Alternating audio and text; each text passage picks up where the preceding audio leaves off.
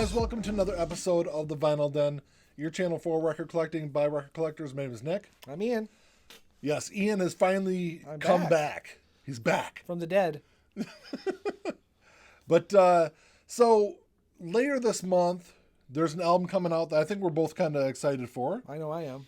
Do you know what day it comes out? 26th. The 26th of February. So later this month, Alice Cooper is going to be releasing a new album. He already recorded that last year. Yeah. Anyway, so it's coming out the end of this month. So today we're going to talk a little Alice Cooper album, some of our favorite albums, right? Before we get into the albums, though, if you haven't done so yet, make sure you click the link below and go check out our Facebook group, right? And while you're down there, go ahead and click on the subscribe button. And where's that little bell at down there? You gonna do your... It's right next to the subscribe button. I know that. You're supposed to make your little bell sound. Ding, ding, ding. But yeah, go ahead and check out all that. Make sure to subscribe to the channel. First up, one of my favorites. It's No Glare. Trying to get the glare out of it. Easy Action. This is their second album recorded. I don't think I've ever actually heard their first album. This is the first album I remember listening to. This is an improvement over their first album because, you know, everyone's first album, especially when you're New. 1960s, you know. I don't know. It's just very different. It's different than what comes after, but it's kind of a. I think it's very different. What was out at that Oh, yeah. time period anyway. Very different. But you know, this one's more kind of imitating, or not imitating, but showing what's going to be coming next. No, definitely a really good album. Yep. For sure. Yeah, it's one of my favorites. So I cheated a little bit with the first one I had. This is an album that I've loved for a long time. And actually, I wasn't lucky enough to get the reissue when it came out a couple years back. In the orange Was it- splatter pressing. Is that what it was? But Ian got a copy off of eBay. They go for super expensive now. Actually, I got it at Amazon. No, remember that was when I got you off online. I ordered it, the $1 Billion Babies for you. Oh, okay. So $1 Billion Babies, absolutely fantastic album. The reason why I said I cheated a little bit is because $1 Billion Babies live is also an incredible album. You know, can definitely be kind of hit or miss when it comes to live albums. Definitely one. This came out for Record Store Day a year ago. 19. 19. So it was a little 2 years ago. Year and a half ago. Year and a half ago, Before I we get guess. technical. But definitely a great live album. But yeah, $1 Billion Babies. If I'd probably put it in my top 2 or 3 favorite Alice Cooper albums. And the thing with the live, I'm not a big Alice Cooper live, because Alice Cooper live is a show. It's a visual thing. Music is kind of secondary. But this is with the original Alice Cooper band, where the music was definitely more still about music. Yeah, it was more in the forefront. Yeah. So, for my next one, we'll jump all the way to 1980 for Alice Cooper's "Flush the Fashion." This is not high on everyone's list, but I really enjoy this album. Because it's, I don't know, it's 80s. It's very 80s, but it's not synthesized. It's kind of like 80s punkish in a sense. I get that. And I don't know, there's a meanness to it that I think was kind of lacking in some of his late 70s albums, that it's really returned to kind of like that angry Alice. Yeah, I'm definitely not a huge fan of a lot of his 80s albums. This is not a bad one, though. Yeah, I love it. It's probably my favorite 80s Alice Cooper album, honestly. The next one I had is definitely an album that I'm sure a lot of you out there love, and is definitely high on a lot of people's lists. And it's an album that I grew up listening to, actually, to my mom's copy of it. And, you know, through the mid-90s, I probably wore the thing out.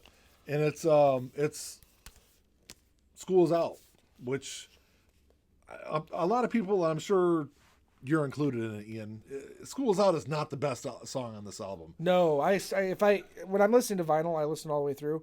But if I'm in the car or listening to the CD, that song skip gets over that skipped song. right over. Yeah, it's definitely a song that's really overplayed. This is the reissue that came out a couple years back, and I wish they would have done it like the original, where like it actually the desk folded out and everything. But you know, it takes a little bit.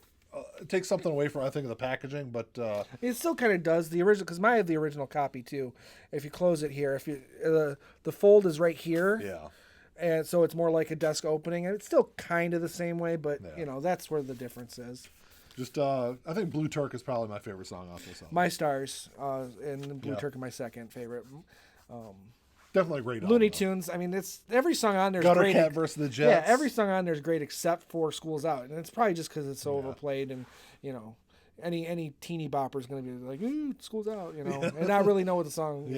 But this is definitely an album that's a lot more than just that one song. Yes, absolutely.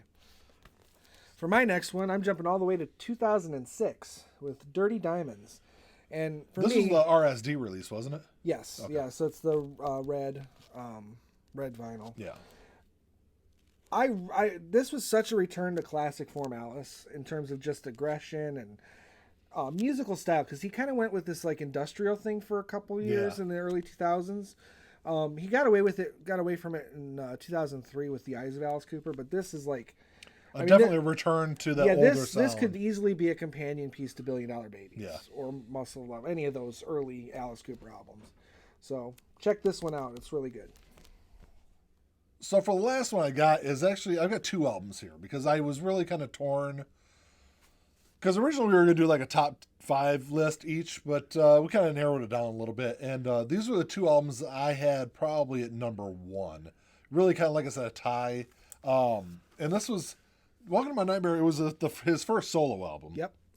And it's such an incredible, incredible album. This is, I think this is the reissue I have here. Mm-hmm. Yeah. This came out in 2018. If you're a fan of Alice Cooper and you haven't listened to this album, it's definitely one you got to check out. The other one I have is, if I can get, this is Ian's copy, so he's got it in a little shiny package, but this is Muscle of Love. What year did Muscle of Love come 73. out? 73. Mm-hmm. Another just absolutely classic Alice Cooper album. If you love that older Alice Cooper sound like I do, I would consider myself more of a fan of the Alice Cooper band than Alice Cooper solo, really with the exception of this, because this is an absolutely great album. But Muscle Love is just an incredible album. And Muscle Love is the last album with the original band. Yes. So that's why they're kind of together in my mind. Mm-hmm. So for my last one, we're going to jump down to the 1990s, 1994. I actually remember when this album came out. Yeah. The Last Temptation. I don't know. My mind went completely blank for a second there. For kicking everything over. Everything over. But this was like, he'd already done the 80s hair stuff, with Trash and Hey Stupid. So this was more kind of a grungy album. And Chris Cornell co-wrote several songs with Alice on it. He sings on the album, and he too, sings on it as well. I think he does background vocals. Well, he does more of a duet with one of them, and then he does background vocals on a lot of them.